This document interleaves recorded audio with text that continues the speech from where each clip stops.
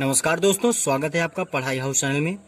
आज मैं आप लोग के लिए लेके आया हूँ संस्कृत के पाठ में कक्षा 12 के नया पाठ जो है जातक कथा। इसके पहले मैंने आपको संस्कृत के कुछ पाठ पढ़ाए फ्रेंड्स। तो अब मैं इस नए वीडियो में आपको बताऊंगा जातक कथा के बारे में, जो संस्कृत का चैप्टर है या यूपी बोर्ड में क्लास 12 के लेवल का है, जो बहुत ही ज़्यादा पूछा जाता है इसमें, चाहे वो जातक कथा हो, जातक कथा का चाहे उलूक जातकम हो या नृत्य जातकम हो। तो फ्रेंड्स, आप लोग इसको बी केयरफुली होकर पढ़िएगा।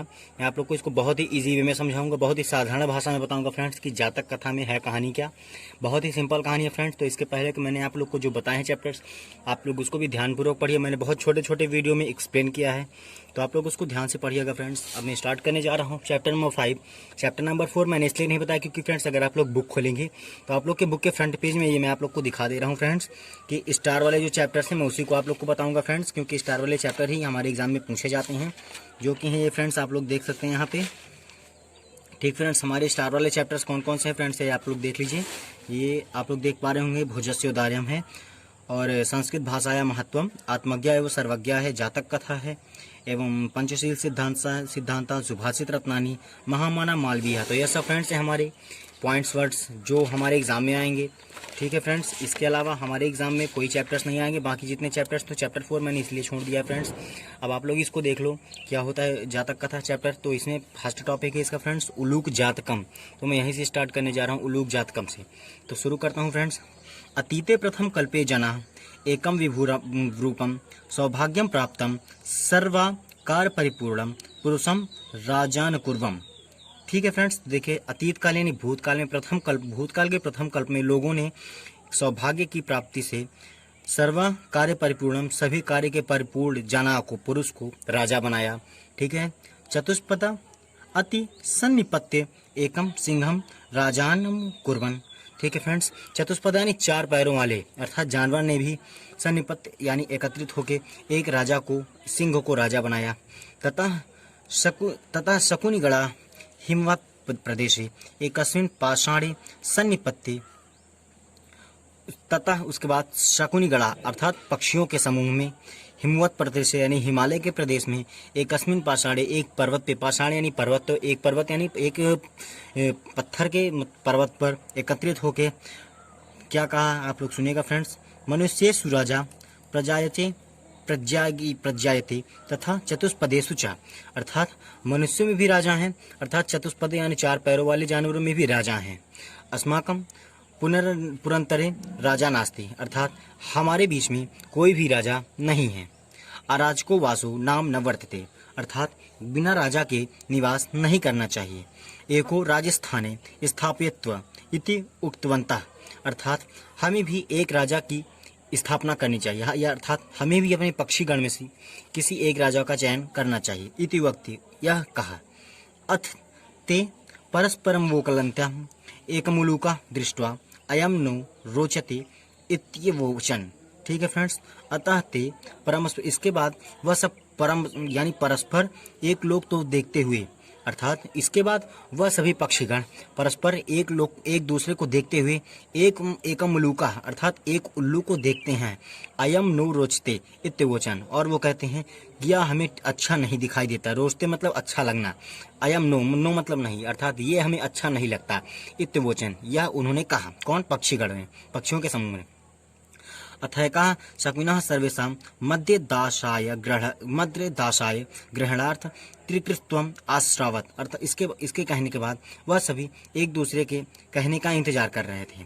ततः एकः काका उत्थाय तिष्ठ तावत, अर्थात उसके बाद उन समस्त पक्षियों गण के बीच से एक कौवा उठकर आया, तिष्ठ आवत आया। तस्य एतस्मिन् राज्याभिषेक काले एवं रूपम मुखम क्रुद्धस्य च कीदृशं भविष्यति। कौवे ने कहा कि राजा के पहले जब यह राज्य अभिषेक के रूप में बैठा हुआ है तो इसका मुंह किस प्रकार से दिख रहा है, अतः यदि यह क्रोधित होगा तो इसका मुंह किस प्रकार से दिखाई देगा। अनेन ही क्रुद्धेन अवलोकिता वयम तत्कटाहे प्रथिक्षतिस्ला इव तत्र तत्रैव धनंगमाया ठीक है फ्रेंड्स, तो अर्थात इसके मतलब यह है कि उसके बाद उल्लू ने इस प्रकार से जब कौवे की बात सुनी तो वह अत्यधिक उसके कटु वचन से अर्थात उसके बुरे कहे हुए वचन से वह बहुत ही दुखित हो गया। ठीक है फ्रेंड्स, ईदृशो राजा मन्यम न रोचते इत्यम, क्या उसके जब उन सब के कहने के बाद ये क्या आता है कि मैं रोचे, यह मुझे ठीक नहीं दिखता है, मुझे अच्छा नहीं लग रहा है। यम रोचते मतलब इसको यह महम न रोचते, यह हमें अच्छा नहीं लगता, ईदृशो। ठीक है फ्रेंड्स, तो इसके बाद इसमें एक फ्रेंड्स पोयम आती है जो कि है क्या कविता लिखे हुए फ्रेंड्स, ये न मे रोचते भद्रम वा उलूकस्य विसेचनम अक्रुद्धम मुख्यम पश्य कथम क्रुद्धो भविष्यति, अर्थात न मे रोचते भद्रम व उलूकस्याभिषेचनम, अर्थात यह कौन अच्छा, यह कौवा बोलता किसको, मतलब ये सब पक्षीगण बोलते हैं उल्लूक को कि यह उल्लू मुझे रोचित नहीं हो रहा, अच्छा अर्थात यह उल्लू मुझे अच्छा नहीं लग रहा है। जब इसका जब अभिषेक हो रहा है तो यह मुझे बिल्कुल भी हम सबको अच्छा नहीं लग रहा है। अक्रुद्धम मुख्यम पश्यम कथम क्रुद्धो भविष्यति, अर्थात इसका मुख जब अक्रुद्ध मतलब ये क्रोधित नहीं है तब इसका मुख इस प्रकार से दिख रहा है, अर्थात यदि यह जब क्रोधित होगा तो इसका मुख किस प्रकार से दिखेगा। सह एवं मुक्त्वा महम न रोचते इति विरुवनम आकाशे उत्पतत, अर्थात उसके बाद समस्त पक्षीगण अहम न रोचते मयम न रोचते, अर्थात मुझको यह शोभित नहीं लगे, मुझको अच्छा नहीं लग रहा, यह कहते हुए आकाश की ओर उड़ गए। उलूकसो अपि उत्थाय एन मध्वायात ततः आरंभ तो अन्यो वरणियो जातो, अर्थात इसके बाद उल्लू भी वहां से उड़ गया। इसके बाद उल्लू और कौवे के बीच में तभी से दुश्मनी चलती है। ठीक है फ्रेंड्स, इसके बाद उल्लू और कौवे के बीच में कभी भी पड़ती नहीं, उनकी एक दूसरे से लड़ाई है। शकुनः अपितु सर्व सुवर्ण हंसा राजन कृत्वा आगमन, उसके बाद शकुनया मतलब पक्षियों के गण ने उसके बाद एक सुवर्ण हंसा, एक स्वर्ण यानी सफेद रंग के हंस को राजा चुनित किया गया। ठीक है फ्रेंड्स, कृत्या आगमन, और उसके बाद राजा को बुलाया गया, उसके किसके लिए, राजा के पद की भार को संभालने के लिए। ठीक है फ्रेंड्स, अब इसका पार्ट नंबर 2 आता है फ्रेंड्स जो है नित्य जातकम। तो इसमें फ्रेंड्स आप लोग देखिए नित्य जातकम में क्या है अतीते प्रथम कल्पे चतुष्पदा सिंहा राजान मुकुर्वन, अर्थात अतीत काल के प्रथम कल्प में चतुष्पदा यानी 4 पैरों वाले जानवरों में से राजा सिंह को बनाया गया, शेर को। मत्स्य आनंद मत्स्य, अर्थात मछलियों में आनंद नामक मछली को बनाया गया है कि राजा। शकुनया सुवर्ण हंस एवं पक्षियों के समूह में हंस को राजा बनाया गया। तस्य पुनः सुवर्ण हंसस्य दुहिता हंस पोहिता अतीत पूर्व रूपवती आसीत, अर्थात इसके पश्चात सुवर्ण मतलब राजा हंस जो थे उसकी पत्री दुहिता यानी पत्री हंस की एक पोती हुई जो अत्यधिक रूपवती थी।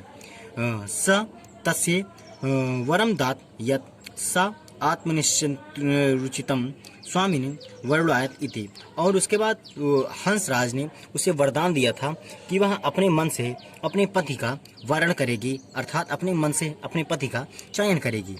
हंस राजा तस्वै वरम दत्वा हिमवती शकुनी संगे सन्निपतता, अर्थात इसके बाद राजा ने पुत्री को वरदान देने के बाद अपने पक्षीगण के पास गए। ठीक है, राजा ने अपनी पुत्री को अपने साथ लिया और अपने शकुनगणे मतलब समूह पक्षियों के समूह पक्षीगण के पास गए हिमालय पर्वत पे। नाना प्रकारा हंसया मयूरा शकुनागणा समागत्य एकस्मिन् महित पाषाण तले सन्नपतन, अर्थात उसके बाद नाना प्रकार के पक्षी जैसे हंस मयूर ये सब समस्त पक्षी के गण एकस्मिन महिते मतलब अर्थात एक पत्थर के तले, पत्थर यानी पत्थर के टुकड़े पर एकत्रित हुए, संत पतन यानी एकत्रित हुए। हंस राजा आत्मना चित्त रुचिता स्वामिन आगत्य रुणाय इति दुहित निदेश, अर्थात इसके बाद राजा हंस ने अपनी दुहिता यानी अपनी पुत्री को आदेश दिया कि वह अपने पति के रूप में किसी पक्षी का चयन करे अर्थात वर्ण करे। सा शकुन संगे अवलोकयंती मणिवर्णग्रीव चित्र प्रदेशम मयूरम दृष्ट्वा, उसके बाद उस दुहिता अर्थात राजा की पुत्री ने एक मोर को देखा, नीलकंठ यानी नीलमणि मणिवर्ण मणि के समान गर्दन वाले एक मोर को देखा। अयम में स्वामी को भवतु इत्याभाषत, उसके बाद उसने कहा यह मेरा स्वामी होगा। उसने कहा, कौन कहा? राजा की पुत्री, राजा की दुहिता ने कहा, हंस की पोतिका ने कहा कि यह मेरा पति होगा। मयूरः अद्यापि तावंदे बलम न पश्यति, इसके पहले मयूर ने उस हंस पोतिका को नहीं देखा था, उस बलम यानी बाला को नहीं देखा था। इति अति गर्वेण लज्जायश त्वत्वा तावत्मनः शकुनि संघर्ष मध्य पक्षौ प्रसार्य नर्ति तुरंबरदान नित्यम चा प्रत्यक्षो अभूत। अर्थात इसके बाद अति गर्वेण अत्यंत गर्व के साथ लज्जास्थ त्यावक्ता अर्थात लज्जा को त्यागते हुए तावंतमा शकुन संज्ञा समस्त पक्षी गण के मध्य बीच में पक्षों प्रसारी अर्थात अपने पंख को फैला के नित्य तुमार धावान अर्थात अपने पंख को फैलाकर निर्वस्त्र होकर नित्य करने लगा। निर्वस्त्र होने का तात्पर्य है फ्रेंड्स कि वह अपने पंखों से अपने बदन को ढका हुआ था, अपने शरीर को ढका हुआ था। जब वह पंख उठाकर नाचने लगा वह निर्वस्त्र हो गया। वह निर्लज्ज होकर समस्त पक्षीगण के सब बीच में अपने पंखों को फैलाकर नित्य करने लगा। सुवर्ण राजहंस लज्जिता अस्य नयम ह्री अस्ति न बार्याणाम समुत्थाने लज्जा।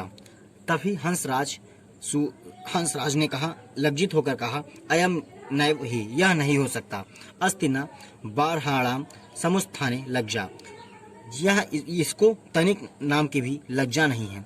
नास्मे गत त्रपाय स्वदुहितम दायास्मि इत्यकथत। उसके बाद उसने कहा कि यह मेरी पुत्री का पति नहीं हो सकता, इसको मैं अपनी पुत्री नहीं दे सकता। हंस राजा तदैव परिस्मंधे आत्मना भागिनेयाय हंस पोतकाय दुर्हितादात।